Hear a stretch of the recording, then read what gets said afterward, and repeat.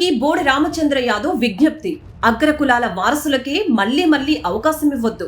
BC మహిళలకు న్యాయం జరగాలంటే కోటాలో కోట తప్పనిసరి.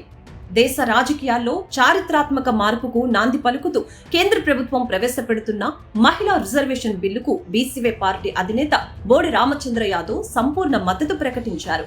దశాబ్దాలుగా నలుగుతున్న మహిళల కళ నేడు సాకారం కాబోతూ ఉండటం శుభపరిణామమని, ఈ సాహసోపేత నిర్ణయం తీసుకున్నందుకు ధన్యవాదాలు తెలియజేశారు.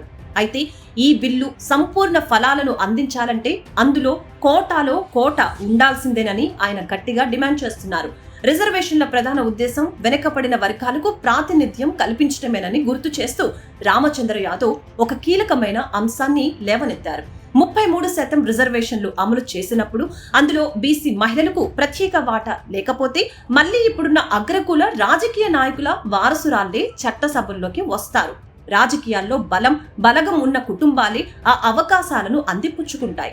దీనివల్ల సామాన్య బీసీ మహిళలకు కింది స్థాయి నుంచి వచ్చే మహిళా నాయకురాలికి అన్యాయం జరుగుతోంది అని ఆయన ఆవేదన వ్యక్తం చేశారు.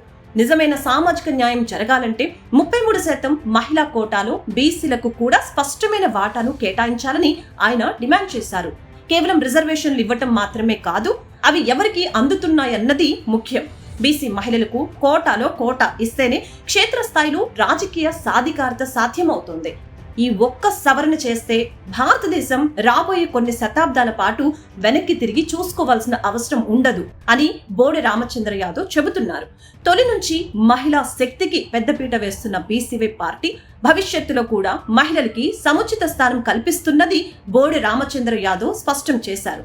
కేంద్ర ప్రభుత్వం పెద్ద మనసుతో బీసీ మహిళల విజ్ఞప్తిని మన్నించి బిల్లులో అవసరమైన మార్పులు చేయాలని కోరారు.